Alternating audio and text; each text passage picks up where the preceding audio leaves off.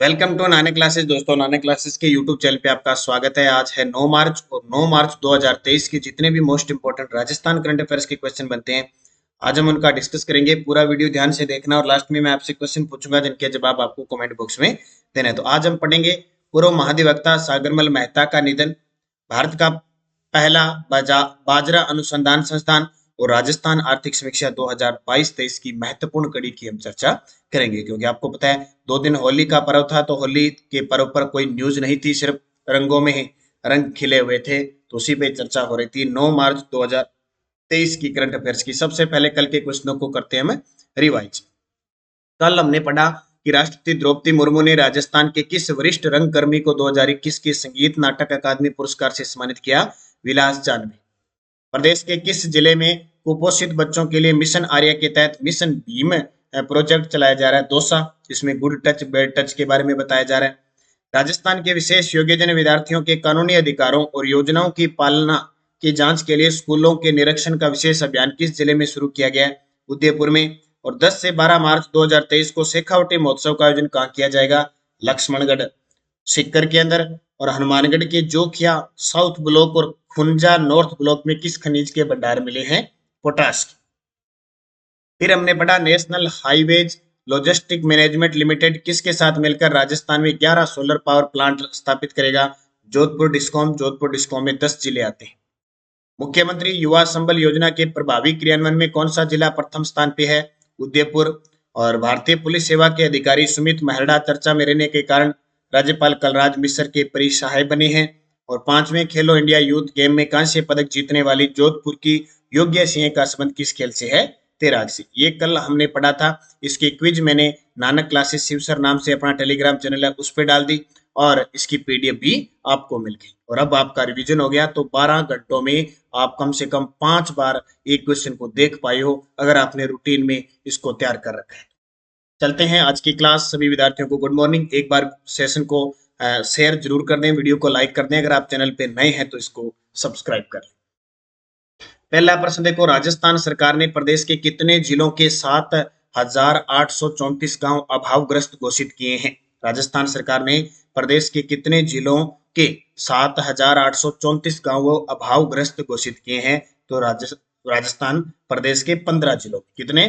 15 जिलों में। देखो, यहाँ से कोई ज्यादा इंपॉर्टेंट प्रश्न नहीं आता। लगभग जब पूछा जाता है कि सूखाग्रस्त या अभावग्रस्त पूछा जाता है तो वो जिले पूछे जाते हैं। तो आपको याद रखने हैं 15 जिलों के 7,834 गांव अभावग्रस्त घोषित किए गए। सर्वाधिक जो घोषित किए गए वो झालावाड़ के 1597 ग्राम। बस इतनी चीज आपको याद रखनी, क्योंकि आजकल जीके की तरह करंट इतना ज्यादा हो चुका है कि क्या छोड़े क्या पड़े इसका कोई मतलब नहीं है। और एग्जामिनर जैसे जीके में प्रश्न डालता है कला संस्कृति के, वैसे ही करंट के डाल रहा है। तो रोज सुबह करंट की क्लास 15 से 20 मिनट की आप कंटिन्यू जुड़े रहोगे, यानी 6 महीने 3 महीने साल जब भी आपका एग्जाम होगा तो कोई भी परीक्षा में क्वेश्चन आ जाए करंट का गलत नहीं होगा। और जो विद्यार्थी करंट के प्रश्न सही करके आता है वो लीड में रहता है। ये आपने रीट इन एग्जाम परीक्षा में देख लिया होगा। दूसरा प्रश्न, हाल ही में प्रसिद्ध व्यक्ति सागरमल मेहता का निधन हो गया, इनका संबंध रहा था? राजस्थान के प्रसिद्ध व्यक्ति रहे, ठीक है, सागरमल मेहता का निधन हो गया, इनका संबंध किससे रहा था?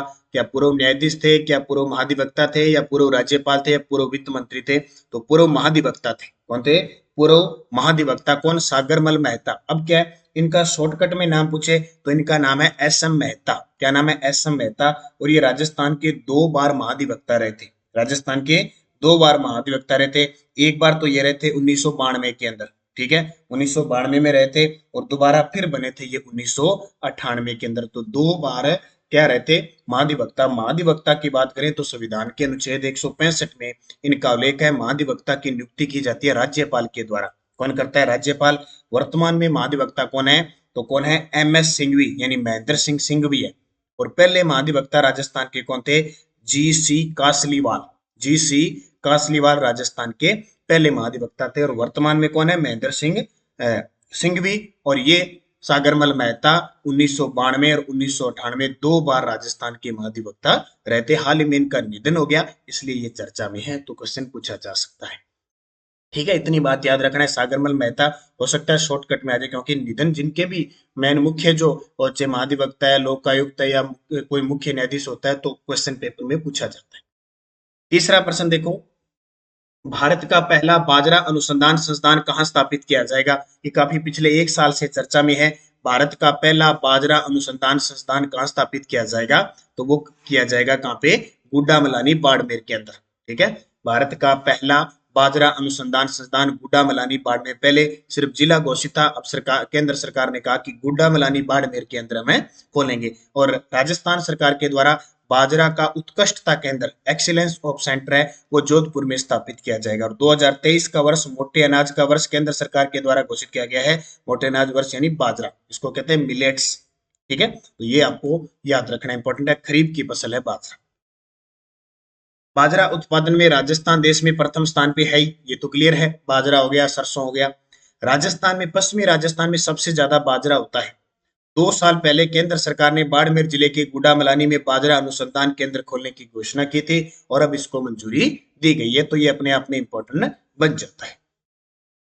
अगला प्रश्न देखो, आपको कह दिया होली का 2 दिन पर्व चला था तो कोई ज्यादा न्यूज नहीं थी, इसलिए अगले 5 से 6 प्रश्न में आर्थिक समीक्षा के लेके आया हूँ। और सबसे ज्यादा आज के टाइम में अगर करंट में इंपॉर्टेंट है तो राजस्थान का बजट और आर्थिक समीक्षा। कुछ प्रश्न मैं आर्थिक समीक्षा के करवा चुका हूँ, कुछ आज करवाऊंगा। बाकी रात 10 बजे की जो हमारी क्लास जब जब रहेगी, आपको वहां पे मैं स्पेशली आर्थिक समीक्षा के क्वेश्चन कराऊंगा। तो राजस्थान आर्थिक समीक्षा 2022-23 के अनुसार राजस्थान में कुल खाद्यान्न उत्पादन अग्रिम अनुमान कितना है? राजस्थान में कुल खाद्यान्न, हालांकि कृषि गणना अपनी अब तक 2015-16 की ही की जाती है, ध्यान रखना, एक तो ये नोट करना। तो राजस्थान में कुल खाद्यान्न उत्पादन अग्रिम अनुमान है 253.999 लाख मेट्रिक टन। पिछले साल 225 लाख मेट्रिक टन था, वो पेपर में 3 बार आया था। अब याद रखना 253.99 लाख है मेट्रिक टन। अब पूरी डिटेल देखो, 253.99 लाख मेट्रिक टन, जिसमें खरीफ है 97.98 और रबी की फसल है 156.01। तिलहन उत्पादन देखें तो 99.78 लाख मेट्रिक टन है। गन्ना उत्पादन देखें तो 2.18 लाख मेट्रिक टन है। और कपास देखें तो 25.53 लाख घंटे हैं। ठीक है, ये क्या चीज है? ये है कुल खाद्यान्न उत्पादन अग्रिम अनुमान होता है, तो इसको याद रखना। ये पॉइंट पेपर में पूछा जाता है, 253.99 लाख मेट्रिक टन। अगला देखो, क्योंकि आर्थिक समीक्षा बहुत बहुत कुछ होती है, लेकिन हमें वही चीज पढ़नी है जो परीक्षा के काम की है। राजस्थान आर्थिक समीक्षा 2022-23 के अनुसार किस फसल में राजस्थान का प्रथम स्थान नहीं है? देखो, किस फसल में राजस्थान का प्रथम स्थान नहीं है? बाजरा, सरसों तो हमें क्लियर ही पता है, और गवार, तीनों याद रखना। बाजरा, सरसों, गवार में राजस्थान टॉप पे है पूरे भारत में, जबकि चने में दूसरे स्थान पे है, इसलिए चना नहीं होगा। ठीक है, अब देखो राजस्थान का कृषि उत्पादन में स्थान, ये आर्थिक समीक्षा 2022-23 के आंकड़ों के हिसाब से बता रहा हूं मैं टोटल। पहला स्थान है सरसों, बाजरा, गवार, कुल तिलहन और पोषक अनाज। पोषक अनाज में, कुल तिलहन में, गवार में, बाजरा में, सरसों में राजस्थान पहले नंबर पे है। दूसरे स्थान पे पूछे तो मूंगफली, कुल दलहन, मूंगफली और कुल दलहन में राजस्थान दूसरे स्थान पे है। और तीसरे स्थान पे है सोयाबीन, चना और ज्वार। मैंने वहां दूसरा बताया ना, चना तीसरे पे है। तीसरे स्थान पे राजस्थान सोयाबीन, चने और ज्वार में राजस्थान तीसरे स्थान पे है।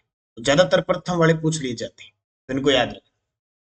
छठा प्रश्न देखो, राजस्थान आर्थिक समीक्षा 2022-23 के अनुसार सकल राज्य घरेलू उत्पाद वृद्धि दर में स्थिर मूल्यों पर कितने रही? और बार बार कह रहा हूं, स्थिर मूल्यों का आधार वर्ष है 2011-12 है, ये याद रखना। तो सकल राज्य घरेलू उत्पाद वृद्धि दर में स्थिर मूल्यों पर कितनी रही? 8.19%। ये प्रश्न बहुत इंपॉर्टेंट है भी, 8.19%। अब देखो, राजस्थान आर्थिक समीक्षा 2022-23 सकल राज्य घरेलू उत्पाद के अंदर अगर हम बात करें स्थिर मूल्यों पर, 2011-12 स्थिर मूल्यों पर, तो 7,99,449 करोड़ हुई। पिछले की तुलना में कितनी वृद्धि हुई? 8.19%। हालांकि ये आंकड़े नहीं पूछे जाते, आंकड़े पूछे जाते हैं ये। तो आपसे पूछे स्थिर मूल्यों पर वृद्धि कितनी हुई? 8.19%। और प्रचलित मूल्यों पर 14,13,620 करोड़ है, वृद्धि हुई 16.04, यानी दुगनी मान लो 8 और 16, 8 और 16। प्रचलित मूल्य होता है जो वर्तमान का जो मूल्य निर्धारित होता है। स्थिर मूल्य जिसका आधार वर्ष रखा गया है 2011-12। तो ये दोनों याद रखना किस पे है? सकल राज्य घरेलू उत्पाद। अगला देखो, राजस्थान आर्थिक समीक्षा 2022-23 के अनुसार थोक मूल्य सूचकांक, WPI जिसको कहते हैं ना, थोक मूल्य सूचकांक कितना है? कितने शानदार प्रश्न है। राजस्थान आर्थिक समीक्षा 2022-23 के अनुसार ये आप चाहे आरएस का पेपर देना, चाहे फर्स्ट ग्रेड का देना, चाहे सेकंड ग्रेड, कोई भी राजस्थान की भर्ती है, ये करंट से संबंधित प्रश्न आएंगे। ऐसा नहीं है कि अलग से अगर अर्थव्यवस्था लिखी है तो आएंगे, वहां तो आने ही आने हैं, लेकिन करंट के प्रश्न, क्योंकि जब बजट घोषित होता है तो उसके साथ आर्थिक समीक्षा घोषित होती है। तो कितना हो गया, थोक मूल्य सूचकांक 2022-23 के आर्थिक समीक्षा के अनुसार 388.29। देखो, राजस्थान आर्थिक समीक्षा 2022-23 थोक मूल्य सूचकांक का आधार वर्ष, कई बार तो सिंपल से पूछ लेता है कि थोक मूल्य सूचकांक का आधार वर्ष कितना है, तो 1999-2000 यानी आधार 100, 1999-2000 आधार है थोक मूल्य सूचकांक का। 2022-23 नवंबर 2022 तक की रिपोर्ट के अनुसार 386.29, यहाँ थोड़ा सा लिखा गया शायद, तो यहाँ 388.29 है, यहाँ पे 6 की जगह 8 कर लेना, अभी 388.29 है, यहाँ थोड़ा सा आंकड़े में डाटा है, तो 4.60%। 21-22 में ये 371.22 था और 2020-21 में 337.70 था। अगला देखो, राजस्थान आर्थिक समीक्षा 2022-23 के अनुसार औद्योगिक उत्पादन सूचकांक है। राजस्थान आर्थिक समीक्षा 2022-23 के अनुसार जो औद्योगिक उत्पादन सूचकांक कितना है, तो ये आपका 134.65। राजस्थान आर्थिक समीक्षा 2022-23 के अनुसार औद्योगिक जो उत्पादन सूचकांक है वो है 134.65। अब देखिए, इनके प्रश्न इतने ही आते हैं, बस इतना ही आंकड़ा याद रखना है। सबसे पहले आपको याद रखना है राजस्थान आर्थिक समीक्षा 2022-23 के अनुसार जो औद्योगिक मूल्य सूचकांक है, औद्योगिक मूल्य सूचकांक है, उसका आधार वर्ष है 2011-12 से 100। ठीक है, ये भी याद रखना। ठीक है, 2022-23 देखें अक्टूबर 2022 तक तो 134.65 है, यहाँ पे ये वापस छप गया। औद्योगिक उत्पादन सूचकांक है, यहाँ पे लिख लेना औद्योगिक उत्पादन सूचकांक, औद्योगिक उत्पादन सूचकांक है यहाँ पे, इस जगह थोक मूल्य सूचकांक की जगह औद्योगिक उत्पादन सूचकांक का तो आधार वर्ष है 2011-12 और 2022-23 में अक्टूबर 2022 तक है 134.65 और 2021-22 में था 133.97 और ये देखो 2018-19 में 140.37 था। कितना था, 140.37 था। इसको याद रखना। अब देखो, ये जो औद्योगिक, ये जो है ना औद्योगिक उत्पादन सूचकांक, इसको कहते हैं सीपीआई। क्या कहते हैं, सीपीआई, कंज्यूमर प्राइस इंडेक्स कहते हैं। अब सीपीआई ध्यान रखना, ये श्रम ब्यूरो है जो और एक याद रखना सीपीआई एल होता है जो श्रम ब्यूरो होता है, वो शिमला द्वारा जारी किया जाता है, उसका आधार वर्ष है 1986-87। एक पर्सन आपने पढ़ा होगा कि आधार वर्ष जो सीपीआई आईडब्ल्यू होता है उसका आधार वर्ष है 2016, वो भी श्रम ब्यूरो शिमला के द्वारा जारी किया जाता है। इस सीपीआई आईडब्ल्यू के तहत राजस्थान में 3 केंद्र है। 3 केंद्र कौन से, एक तो है जयपुर है, एक अलवर है और एक भीलवाड़ा। पहले अजमेर होता था, अलवर होता था, अजमेर होता था, उसकी जगह अब क्या कर दिया, अलवर कर दिया, याद रखना। पहले सीपीआई जो केंद्र थे वो कौन से थे, जयपुर और अजमेर और भीलवाड़ा थे। ठीक है, 2001 के आधार वर्ष के अनुसार। अब 2016 आधार वर्ष के अनुसार चेंज हो गए, जयपुर, अलवर और भीलवाड़ा हो गए, ये याद रखना। अगला प्रश्न देखो, राजस्थान आर्थिक समीक्षा 2022-23 के अनुसार नवंबर 2022 तक प्रदेश में अधिष्ठापित ऊर्जा क्षमता कितनी है। इस प्रश्न को लगा लेना, ये पक्का ही आएगा पेपर के अंदर, श्योर है।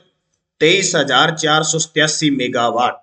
आर्थिक समीक्षा 2022-23 के अनुसार नवंबर 2022 तक की बात करें तो प्रदेश में अधिष्ठापित ऊर्जा क्षमता है 23,487 मेगावाट। अब देखो, नवंबर 2022 तक की बात है तो 22-23 में 23,487.46 मेगावाट, 2021-22 में थी 23,452 मेगावाट और 2020-21 में थी 21,979 मेगावाट। तो ये आंकड़ा आपको याद रखना ही रखना है, 23,487.46 मेगावाट।